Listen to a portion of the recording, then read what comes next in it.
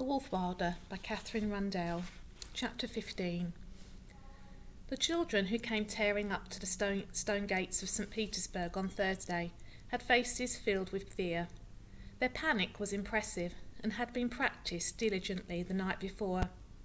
"Wolf! Wolf!" they cried. "What?" The guards looked around. "Where?" "There! Behind us!" An attractive young woman of about 17, with a tiny girl on her hip, gripped his wrist. "In the trees! Look! Let us in, dear God!"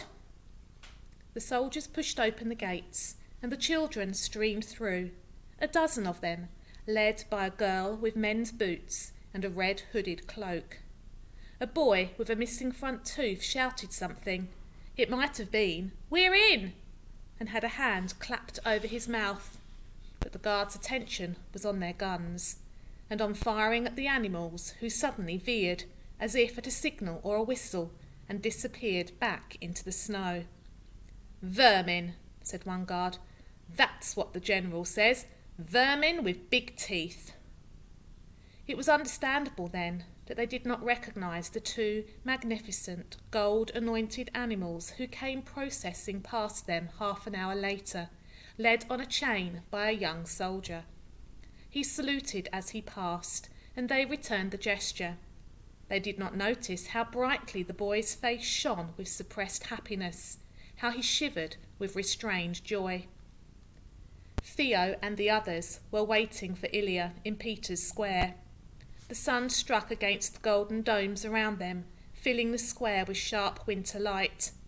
The crowd of staring children from a few days before was still there, still staring.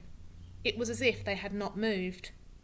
Alexei slipped amongst them, whispering, handing out sticks, telling jokes, slapping shoulders. His grin was larger than ever. He stood sleeveless, bruised, and bareheaded in the melting snow.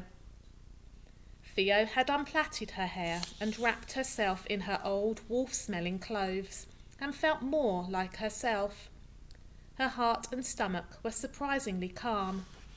Black shook free of the chain, which, after all, was only painted string, and ran to her, licking her fists and gnawing on the tops of her boots. Theo had streaked his fur with gold, and White's bandage was gold too. There was a sudden commotion amongst the children in the square, some pushing and some shouting. "Hey!" An adult's hand parted the crowd of children, and Grigory, his beard vibrating with rage, pushed to the front. "Have you any idea," he roared, lifting Sergei clean into the air, "how much trouble you're in?" He crushed Sergei against his chest. "We've been searching the woods for the last 3 days. It was Sasha who thought you'd be here. Where have you been?" More adults from the village were pushing through the crowd, snatching up Vasilissa and Zoya, hugging them so tightly that the girls let out cries of pain. "Uh-oh," said Alexei. "We might have a problem." But Sasha was pushing her way forward, climbing on a bench and shouting for silence. "Grigory, be quiet for once in your life. Listen, we've been insane with worry, but we didn't come to shout at you. We came," said Sasha, to help Theo and my maddening little brother. We've come for Rakov. It's about time. We're here to fight." The cheer that went up from Theo's army was so loud that it shook the clouds. "Say something," said Alexei. "Theo, they're watching you. We need them. Say something." "But I'm embarrassed." "You have no right to be," he said. "Being embarrassed is a luxury." "Hey!" he roared. "Everyone, listen to her." They pushed her to the top of the steps of the cathedral and stood waiting.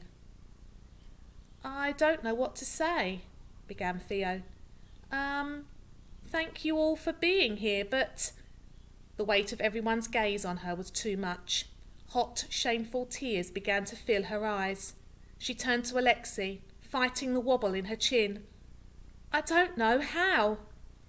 But the crowd was parting on the steps, hissing and yelping, and up the stone stairs, beautiful and bold, stalked black, followed by white. They crossed to her and sat, one on each side, their faces turned to her.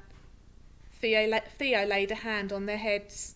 She breathed in their wild courage. She brushed away the water from her eyes. Alexei wanted me to start a revolution, and I'll try until I'm dead. But it won't be me starting anything. Mikhail Rakov started all this. Rakov came in the night and burnt down our home. He took my mama away because he was afraid of her. He was afraid that she wasn't afraid. And then, 3 nights ago, he shot dead one of my best friends.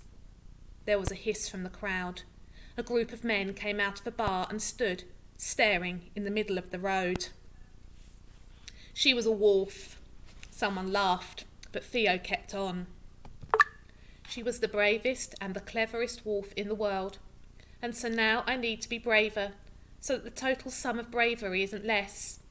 Rakov likes to burn things, we all know that, but she had fire inside her, and Rakov's afraid of fire when it's inside living things. A group of nuns filed past and stopped, wrapping their habits around them in the wind. And he's taking our food and homes, and he's taking the people we love. How many people here will have to live every single day a little bit lonelier because of him and his gun? One of the nuns cheered. And he's taking our future, and the future needs our protection. It's a fragile thing. The future needs all the help it can get. Sasha shouted something high and indecipherable, and swung Varvara into the air, and the baby squealed. Rakov wants to kill my mama. He wants to use today to take her away from me forever, but I... She pushed the hair out of her eyes and tried to look tall. I am the wolf girl, and I am not afraid of him. That last part was a lie, but a roar went up around the square. He's blind now in one eye because of me, but he's always been blind. He doesn't see the facts. The fact that there are more of us than there are of him. The fact that fire in your soul beats fire on the ground. The fact that love always beats fear. And the fact that it helps to have wolves on your side. A nun punched the air and knocked off the hat of a watching chef. I didn't want a revolution. I just wanted Mama. I just wanted things to be like they were. And, Alexei, she grinned at him, sometimes when you talk about revolution, it's actually quite annoying. That's something I found out. Revolutionaries are annoying. But Rakov didn't just come for us, for me and Mama. He took Yana's Paul, and that meant he took part of Yana too. He took part of Sergei, and Sergei's only 8. 9, called Sergei. Practically 9. 9 in a week. Grigory laughed and cuffed his son around the head. Theo barely heard. Rakov, he saw no reason not to take the things he wanted. He thought fear was the most powerful thing in the world. He thought fear had the most kick. He thought we'd care more about being safe than being bold. But then, he took my grey. Theo looked around the great square, at the golden domes around her, at the upturned faces. And now I'd rather be bold. We've got to say, you do not get to take anything more. One person can't do it, not alone. But all of us kids, we can take ourselves back. We can take our fear back. And I don't know if we'll win, but we have a right to try. The adults, they want us to be quiet and careful. But we have a right to fight for the world we want to live in. And nobody has the right to tell us to be safe and sensible. I say, today, we fight. Ilya let out a whoop so loud he went purple and had to be hit on the back by Alexei, which only turned him a deeper indigo. Alexei laughed and hit him again. Rakov doesn't believe in us, Theo went on. He thinks we'll sit, each of us alone with our hands in our laps, hoping we won't be next. He doesn't believe in our bravery. Let's show him that we are brave as wolves. The wolves recognised the word and stood and howled, and over their voices Theo shouted, Tell Rakov to start saying prayers for the souls he took. Tell him we're coming to end it. We have the land in our blood and fire in our feet, and we're coming to change our stories forever." There was a roar that sounded around the square and down the side alleys, and caused the children of the city to prick up their ears and turn their heads like wolves do when they hear a call in the wind. Ilya let out a choked war cry. He ran ahead of the crowd, down the streets, and spun to face the jail. "Run and hide, Rakov," he yelled. "I'm coming to show you that you can't despise me. It's a mistake to call people feeble. It's a mistake that's coming for you, with fists." He spun on the spot, pirouetting so fast Theo expected to see flames leap from his shoes. Without turning to see if they were following, he began to run. The crowd set off at a wolf's gallop down the pavement, Theo scrabbling onto Black's back at a sprint, her hair whipping at the open mouths of passers-by. Sergi gave a roar, as deep as his 8-year-old lungs could manage, and bounded after her. Theo sped up, urging Black on with her knees. The children charged out onto the main road, streaking down alongside the Fontanka Canal. Theo looked back at the gang on her heels, singing, shrieking, running hand in hand with snow in their eyes, very thoroughly wilded. There was something in their whoops, something louder and more guttural than most, that made other children come running out of side streets to watch as they rushed past. They saw Golden Wolves, the girl with her flying hair, and the singing, gleeful army of children and adults and dogs, hundreds of people swarming down the streets. Ilya sang Tchaikovsky to Vasilissa and Zoya as they ran. In one side street, a gang of children were hanging out washing. They dropped it and sprinted after the crowd, waving red underpants in their hands for flags. By the time Theo was rounding the corner to the jail, 300 people were on their tail. In front of the jail was the same guardsman as before, and his mouth opened to form the word "Countess?" But Black barreled straight past him, and the sea of 300 pairs of elbows and knees knocked him against the wall. Faces were appearing at the windows. Alexei jumped on a post and shouted at the crowd, "Spread out! Break down the doors! Smash all the windows! Split up! Keep them busy!" It was mayhem. The world went from calm to chaos in 60 seconds. Bogdan dancing on marble staircases, Sergi scrambling up a drain pipe to escape pursuit, a horde of nuns swinging right hooks at the guards.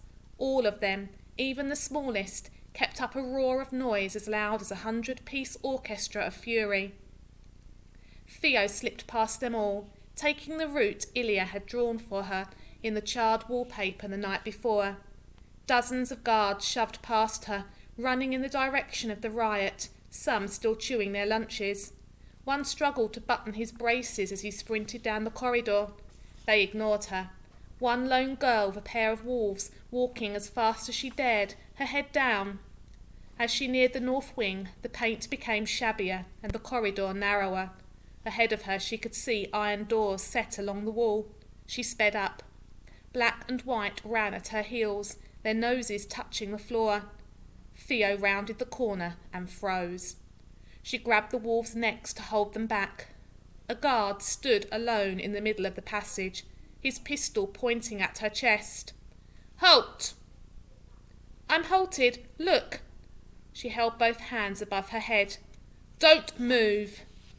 She swallowed. "You have one gun," she said, "but I have 2 wolves. Wolves are more painful than guns. Mathematically, I think you should give me the keys and run." The soldier just stared. She realised suddenly that she recognised him. It was the same young soldier who had brought the elk all those weeks ago. The underbite was unforgettable. He was staring at her, with his mouth sagging loose. "You're that wolf girl," he said. "Exactly," she said. She pointed behind her. "They need you more out there." There was a sound of smashing windows. "Than in here. And in here the wolves will eat you. Probably. In fact," she glanced down at them, at the glint of their teeth. "Not probably. Definitely." The soldier was still hesitating when Ilya came charging down the corridor. Sliding on the marble floor, he flashed straight past Theo and the wolves, and at the last moment he leapt, higher than any dancer in Russia, and smacked both shins into the guard's shoulders. They fell with a shout. Theo darted forward and snatched up the keys and the fallen pistol, fumbling with its weight. "Now one gun, 2 wolves," she said. She was shivering with nerves and excitement, but she levelled the pistol at the guard's head. "And 1 ballet dancer, and 1 wolf wilder. Go." The guard scrambled to his feet, cast a look of horror at the wolves, and disappeared. Theo began to unlock the heavy iron cell doors, throwing them open. The first was empty. The next opened on an elderly woman muttering in French. Theo left the door open, but ran on. The next was empty again, just brick walls, a plank bench, and a tin bucket. "Ilya!" She fumbled with the loop the keys were on. "Take this key. Try the next corridor. Do you want to take the gun? I don't trust it." "Right." Ilya turned the corner and disappeared. "And be careful," she called. "He might be anywhere." Theo threw open another cell door, a 4th, a 5th, and stopped, feeling her stomach peel away and plummet to the floor. Rakov sat on the plank bench. He was dressed in full military regalia, but his face was swollen and puffy, and his leg was bandaged to his thigh. His skin was the grey of dying things. As he saw her, his one eye widened, and his mouth curved upwards in a single line. Theo's heart stopped working. Her knees melted, and she only just held herself from collapsing on the floor. "You," he said, "again." "You're hiding," breathed Theo. "I had no wish to be dragged before a mob. They do not understand the great things I have done for this nation." He sneered at her, getting to his feet. "They do not understand how I have purified it with fire." Theo heard Ilya crash another door. She thought about shouting for help, but the noise over their heads was deafening. Nobody would hear. "You exhaust me." He stepped nearer, looking down at her. Theo had never seen such pitiless eyes. "This seems a sad and tawdry end for a child so young," he said. He cocked his pistol. "But life is sad."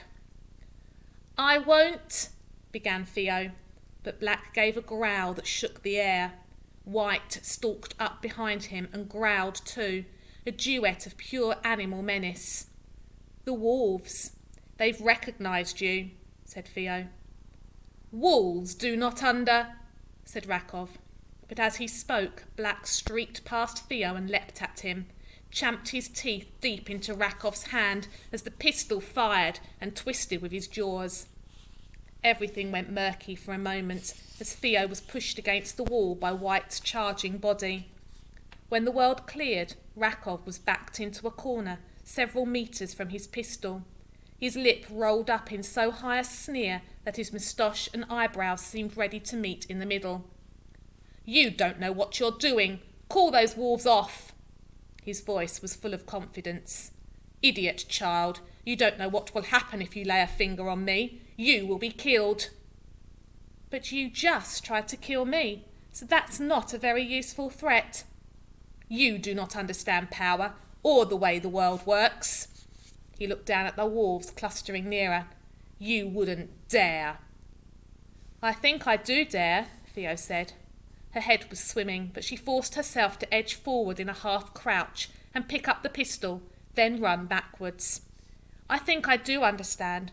I understand a lot more these days. The important parts, anyway." "Child, if you do not call off those wolves, you will spend your life in prison." "I don't think I will," said Theo. "No. Thank you anyway." "Now!" "They're half wild in any case." Far away down another corridor, she thought she heard something. A cry. "I can't always control them." She heard Ilya give a great, joyous roar. A weekend, daybreak, sunlit sound. She swallowed. Her fingers were slippery with sweat now. "You will be punished." Rakov backed against the wall. "You cannot kill without punishment." You killed Yana's pool, and the hundreds of people that you burnt to death, and the people you left to die in the cold. You killed your own soldiers, the old ones, for a joke." And then she spat hard on his feet, and he recoiled from her in disgust, pressing against the wall. "You killed Gray." She pointed the gun at his chest. "I am a general. I am the Tsar's favoured officer. The rules are different for me. Think of what it says in your Bible. Thou shalt not kill." She looked at him. A vein was jumping on his forehead. His eyes were hard and staring. There was no doubt in them, and no regret. Theo looked at the wolves, the sharpness of their hackles and the anger in their spines and soldiers. "Wolves don't read the Bible," she said. "It's up to them." She held her breath as she walked out of the room and down the passage. Then she dropped the gun and broke into a run and tore up the stairs, slipping on the marble floor, down the next corridor, following the sounds of laughter. She rounded the corner. At the end of it, hand in hand with Ilya, stood a tall woman with a 4-clawed scar circling one eye. Her face was built on the blueprint used for snow leopards and saints. Marina let out a cry as she bent down and opened her arms, and as Theo cannoned into them, the ache in her heart that had said "Mama" said "home." It was several hours before Theo and her mother were able to talk, just the two of them and the wolves. The news of Rakov's fate spread quickly to the men and women of the city. When it reached Peter's Square, the roar that went up was not just from Theo's army. Imperial soldiers joined in, tearing off their gold buttons and tossing them into the air like confetti. Theo and her mother walked slowly, hand in hand, past marching masses, past the wildly beaming Alexei, making a speech from the top of a handy pillar, and past Ilya, dancing a wild Cossack dance with a crowd of boys in the street. Past Clara, sitting on Yana's lap, with the wolf pup lying in her arms like a doll. Theo scooped him up, promising to bring him back to visit, and past children's hands that reached out to touch Theo's red cloak for luck. They walked through the unguarded gates of the city, and the noise of singing and fighting faded. Theo showed her mother the sled and the gold still adhering to Black's eyebrows. "It's book gold," she said. "It lasts a long time." They stood in the snow, their backs to the churning city. A revolution was beginning. "Where to, my darling?" said Marina. "We can go anywhere now. Back to the woods? South to Moscow?" "I think," said Theo, "I'd like to sleep. There's a place I know, and I'd like to eat." She realised suddenly that she was starving. "And then tomorrow, I think we should let the wolves decide." Once upon a time, many years ago, there was a dark and stormy girl. She lived with her mother in a ruined castle, burnt black outside, but shining clean inside. It smelt always of spices, of hot stews, and of the reassuring smell of drying animal. The girl's bedroom was in the west tower. She had painted the windows with all the colours in her box of paints, so in the evenings light shone out gold and red onto the castle grounds. In the room next to hers was a bed that was slept in only during holiday months. Ballet shoes hung above the mirror. And in the ballroom of the castle there lived 3 wolves. One was white, one was black, and the third, much smaller than the other 2, had patches of both colours. His chest, where his heart lay, was grey.